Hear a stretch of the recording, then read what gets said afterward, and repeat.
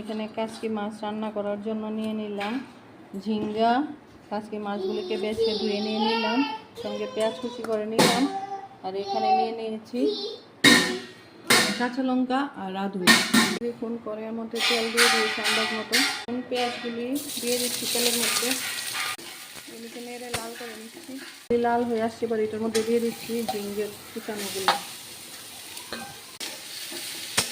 এটার মধ্যে দিয়ে দিচ্ছি রাঁধুনি আর কাঁচা লঙ্কা বাটা, আন্দাজ মতো হলুদ, লবণ এটার উপরে দিয়ে দিচ্ছি। ছোটো মাছটা আগে দিলে গলে যাবে, তাই পরে দিয়েছি। এটাকে নেড়ে চেড়ে এবার ডিমে আছে ঢাকা দিয়ে দিচ্ছি। এবার এটাকে নেড়ে চেড়ে এটার মধ্যে জল ঢেলে দিচ্ছি। এখন তরকারিটা হয়ে গেছে, এখন ধনিয়া পাতা, বিলেতে ধনিয়া পাতা কুচানো দিয়ে নামিয়ে নেব। আমাদের সবজি রেডি। এটা দেখতে যত সুন্দর, খেতে তত টেস্ট। একবার